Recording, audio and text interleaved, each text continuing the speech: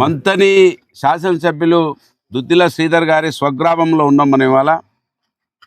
ఈ స్వగ్రామంలో ఇప్పటికే రైతులు రోడెక్కి మా వడ్లను కొనుగోలు చేస్తలేరు, లారీలు వస్తలేవు, బార్దాన్ వస్తలేవని గగ్గోలు పెట్టిన తర్వాత కూడా నిమ్మకు ఉన్నటువంటి మంతిని ఎమ్మెల్యే గారు నిన్న పెద్దపల్లి కలెక్టరేట్ రివ్యూలో మాట్లాడుతూ రైతులకు ఏ సమస్యలు లేవు, బీఆర్ఎస్ పార్టీ బీజేపీ పార్టీలే రాజకీయం చేస్తూ ఉన్నారు అని మాట్లాడడాన్ని ప్రత్యక్షంగా ఆయనకు కళ్ళు తెరిపించడానికి ఇక్కడికి రావడం జరిగింది. ఇక్కడ పోషిరెడ్డి గారు రైతున్నారు, పెద్ద మనిషి. వారి వడ్లు ఇప్పటికి కూడా ఇంకా 50 రోజుల తర్వాత కూడా కాంటాకు నోసుకోకుండా పాపం కవర్లు కప్పుకొని ఉన్నాడు. ఇప్పటికైనా కాంగ్రెస్ పార్టీ ప్రభుత్వం, జిల్లా యంత్రాంగము మంతిని ఎమ్మెల్యే గారు కళ్ళు తెరవాలని డిమాండ్ చేస్తూ ఉన్నాను. మంతిని ఎమ్మెల్యే గారు స్వయాన రైతు కాకపోవడం వలన, వాళ్ళ కుటుంబానికి ఈ ప్రాంతంతో సంబంధం లేకపోవడం వలన, ఆ కుటుంబానికి ఈ ప్రజలతో ఏమాత్రం ఓట్ల సంబంధం తప్ప ఇక్కడ సమస్యల సంబంధం, పేగు సంబంధం లేకపోవడం వలన ఈ దుస్థితి నెలకొన్నదని మనకు స్పష్టంగా అర్థమవుతూ ఉన్నది. ఎమ్మెల్యే గారు అంటా ఉన్నారు బీఆర్ఎస్ వాళ్ళు ఏం చేసిరని. బీఆర్ఎస్ వాళ్ళు ఇవాళ మనం గుమ్మల్లపల్లి గ్రామంలో 3000 ఎకరాలకు రైతు బంధు ఇచ్చి, రైతు బీమా ఇచ్చి ఆదుకున్నటువంటి పార్టీ బీఆర్ఎస్ పార్టీ ప్రభుత్వం, బీఆర్ఎస్ పార్టీ ప్రభుత్వం. ఎమ్మెల్యే గారు రాజకీయాలు మేం చేయడం లేదు. ఇప్పటికీ 2.5 సంవత్సరాలు దాటిన తర్వాత కూడా మీరు పనిచేయకుండా, ప్రజల పక్షాన ఆలోచించకుండా 420 హామీలు రాసి చిత్రగుప్తులాగా దొంగ మేనిఫెస్టో రాసినటువంటి దొంగ మీరు అనే విషయాన్ని మీరు మర్చిపోయి మేం మాట్లాడుతూ ఉంటే మమ్మల్ని దోషులుగా చూపించే ప్రయత్నం చేస్తూ ఉన్నారు. మీరు ఇప్పటికైనా కళ్ళు తెరవాలి. ఎమ్మెల్యే గారు మీరు అర్థం చేసుకోవాలి, జై జవాన్ జై కిసాన్ అని ఊరికనే అనలేదు. ఈ దేశంలో జవాన్ ఏ విధంగా అయితే దేశానికి రక్షకుడిగా కనురెప్పను కూడా ఆల్చకుండా రక్షణగా ఉంటాడో జవానుడు, ఇవాళ రైతు కూడా దేశానికి అన్నం పెట్టడానికి అనునిత్యం తన రక్తాన్ని ధారపోసి వర్షం ఎప్పుడు వస్తూ ఉన్నది, పంట ఏ విధంగా ఉంటా ఉన్నది, ఏమైనా పురుగు దాకిందా, మందు ఎప్పుడు వేయాలి, యూరియా దొరుకుతుందా లేదా, పొటాష్ దొరుకుతుందా లేదా, రకరకాల ఇబ్బందులు పడి 6 కాలం కష్టపడి పండించినటువంటి రైతు. అందుకే జవాన్ తోటి పోలీసులు రైతులను అనే విషయాన్ని ఇవాళ మంత్రి ఎమ్మెల్యే గుర్తించకపోవడం. 420 హామీలు రాసినటువంటి మీరు మీ హామీలలో ఏం చెప్పిండ్రు? ఇవాళ అనేక హామీలు ఇచ్చిర్రు. తడిసి ముద్దైన వడ్డను కూడా కొంటామని చెప్పిర్రు. మరీ ముఖ్యంగా మీ కాటార మండలం, మీ కుటుంబానికి అన్నం పెట్టిన మండలం కాటార మండలం. ఇవాళ మీ కుటుంబానికి, నీ తమ్మునికి, నీకు ముందర వెనుక పోలీస్ వాహనాలు వస్తున్నాయంటే కారణం కాటార మండలం. ఈ కాటార మండల ప్రజలు ఎప్పుడు ఓట్లు వస్తే అప్పుడు 1000 మెజార్టీ మీకు ఇచ్చి మీ కుటుంబాన్ని అందలం ఎక్కిస్తే మీ కుటుంబం అమెరికాకు పోయి 1000 కోట్లు సంపాదించుకున్నారు. కనీసం మా వడ్లు కొనరు, మా పిల్లల భవిష్యత్తు కోసం ఆలోచించరు, మా ప్రజల గురించి ఆలోచించరు.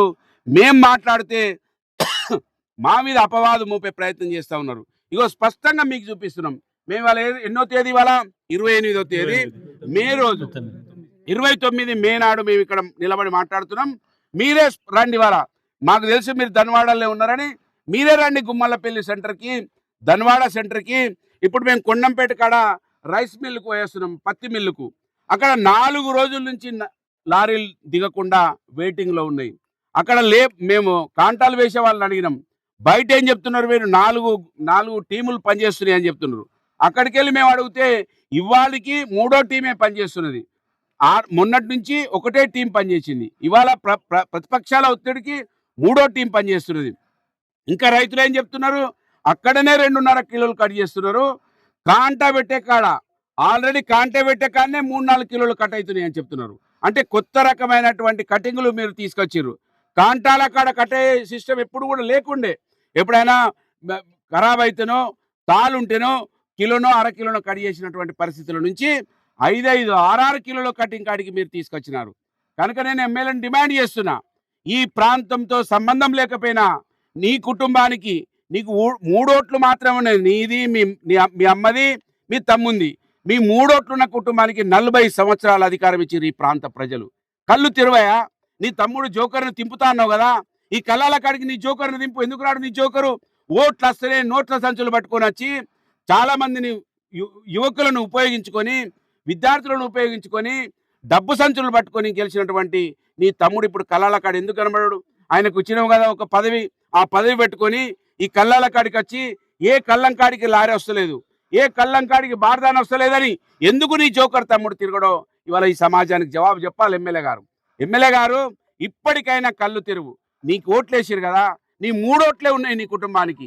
ఇది 1000ల సంఖ్యలో ఉన్నటువంటి ఈ కులాలు, ఈ కుటుంబాలు అయినా కూడా మీకు ఓట్లేస్తుంటే ఇక్కడ ఇద్దరికి ఉద్యోగాలు పెట్టియకపోతుంది, ఇద్దరికి ఇల్లు కట్టియకపోతుంది. కనీసం 6 కాలం కష్టపడి వర్షాలలో ఎండలలో ఎండి పండించిన పంటను కొనకపోతే ఏ విధంగా మీకు బుద్ధి వస్తుందో మీరే చెప్పండి. మిమ్మల్ని మాట అంటేనేమో మమ్మల్ని తిడుతుండంటారు. ఎందుకు తిడుతున్నాం? మాకేం అన్నం పెట్టలేదనా, మాకు పదవీలను తిడుతున్నామా? రైతుల కష్టాలను చూసి తిడుతున్నాం, రైతుల కష్టాలను చూసి మాట్లాడుతున్నాం. మేమేది ఏసీ రూములలో ఉండి మాట్లాడుతున్నాం, ప్రత్యక్షంగా కళ్ళాల దగ్గరికి వచ్చే మాట్లాడుతున్నాం. ప్రత్యక్షంగా ఇవాళ ఏది అన్లోడింగ్ సెంటర్ కాడికి మిల్లర్స్ దగ్గరికి వెళ్ళే మాట్లాడుతున్నాం. ఇప్పటికైనా కళ్ళు తెరవండి. గుమ్మల్ల పెళ్లికి సంబంధించినటువంటి రైతు గౌరయ్య గారు ఆ రోజు మీకు చెప్పిండు, అది మిమ్మల్నే చెప్పుతాడు కొట్టినట్టుగా చెప్పినట్టుగా నేను భావిస్తున్నా. మీరు ఆయనని భయపెట్టించి వాళ్ళ తల్లి వృద్ధురాలు ఉన్నప్పటికీ ఆయన మీద దాడులు చేపించే ప్రయత్నం చేసినా కూడా ఎక్కడికక్కడ రైతులు వాళ్ళకు వాళ్ళే మేము కొట్టుకుంటున్నాం అంటున్నారు. ఇట్లనే ఉంటే 4 రోజుల తర్వాత మిమ్మల్నే కొడతారు, అది గమనించాలే. కళ్ళు తెరవండి. పదవి వచ్చిన తర్వాత, బుల్లెట్ ప్రూఫ్ వాహనాలు వచ్చిన తర్వాత మీకు ఏది కూడా కనబడతలేదు. గౌరయ్య గారు మీరు ఖచ్చితంగా కళ్ళు తెరిపించి ప్రభుత్వానికి, ఈ ప్రభుత్వానికి కళ్ళు తెరిపించినా కూడా ఈ సెంటర్లో ఇంకా కూడా 2 రోజులు బారదాన్ని కొడుతూ ఉన్నది. అంటే అహంకారము, అహంభావం ఏమీ కాదు. పోలీసులు ఉన్నారు. ఇవాళ పోలీసులకు చెప్తున్న కాటారా మండల పోలీసులు అతి త్వరలోనే జైలు బరో కార్యక్రమం పెట్టబోతా ఉన్నాం పోలీస్ స్టేషన్లో. నేను అది మంత్రిలో మొదలవుతుంది అనుకున్నా, కాటారంలో మొదలవుతుంది. రైతుల కోసం పోరాటం చేసినటువంటి బీఆర్ఎస్ పార్టీ నాయకుల మీద మీరు కేసులు పెట్టించి చిత్రహింసలకు గురి చేస్తా ఉన్నారు. బిడ్డ ఖబర్దార్. కాటారం పోలీస్ సబ్ డివిజన్ డిఎస్పీని హెచ్చరిస్తున్నా, ఎంతమంది మీద కేసు పెట్టుకుంటావో ఈ రైతుల సమస్యలు నేను ఆగుతున్నా. అతి త్వరలో జైలుకి వస్తున్నాం. మీ పోలీస్ స్టేషన్కి వస్తున్నది బీఆర్ఎస్ పార్టీ. మొత్తానికి మొత్తం నువ్వు ఎంతమంది మీద కేసులు పెడతావో, ఏ జైళ్ళల్లో పెడతావో కాటారం సబ్ డివిజన్ పోలీసుని హెచ్చరిస్తున్నా. అతి త్వరలో ఈ కళ్ళాల ఇష్యూ కాగానే, ఈ వడ్ల సమస్య పూర్తి కాగానే కాటారం పోలీసులు అంతేదో చూస్తాం. మీరా మేమా ప్రతిపక్షంగా ప్రజల పక్షాన మాట్లాడుతుంటే మా నాయకుల మీద కేసులు పెట్టి భయభ్రాంతులకు గురి చేస్తారా? ఎంత మీ కేసులు ఎంత, మీ బిషాద్ ఎంత, ఎంతమంది మీద కేసులు పెడతారో, ఎన్ని జైళ్ళల్లో నింపుతారో చూసుకుందాం అని ఈ సందర్భంగా హెచ్చరిస్తున్నా. ఖచ్చితంగా మంత్రి ఎమ్మెల్యే కళ్ళు తెరవాలి. కళ్ళు తెరిచి వెంటనే లారీలు, ఇప్పుడు మేము అక్కడ అడిగినాం లారీలు వస్తలేవంటే, ఒక లారీ అన్లోడ్ అయితే ఇంకో లారీ వస్తుందట. ఎందుకయ్యా అంటే ఏమంటున్నాడట ఎమ్మెల్యే, ఫస్ట్ కాటారా మండలం ఎత్తేయండి అంటే గొడవ ఎక్కడ పెడితే అక్కడ ఎత్తేయమంటున్నాడు. గొడవ పెట్టిన కాడ పనిచేయరా మీరు? రైతులు ఎక్కడ కష్టం ఉన్నారు అక్కడ పనిచేయరా? ఎవరైతే లొల్లి పెడతారో అక్కడనే పెట్టి, అది కూడా ఇక్కడ 2 రోజుల భారతాన్ని ఖాళీ ఉన్నది. అంటే ఏం సందేశం ఇస్తున్నది సమాజానికి? ఏం పని చేస్తున్నారు మీరు? చేస్తలేరు అనేది నిర్ధారణ అయిపోయింది. మీరు కళ్ళు తెరవకపోతే, ఇప్పుడు మేము వస్తున్నామంటే లారీలోళ్ళే మేము రోడ్డుకు అడ్డం పెడతాం అన్న, ఒకసారి మాకు అడ్డం వచ్చి నిలబడి అంటున్నారు. వాళ్ళకు వాళ్ళే వస్తున్నారు స్వయంగా. మేమెవరిని పిలవాల్సిన అవసరం లేదు, మేమెవరిని ప్రోవోక్ చేయాల్సిన అవసరం లేదు, వాళ్ళకే స్వయంగా వస్తున్నారు.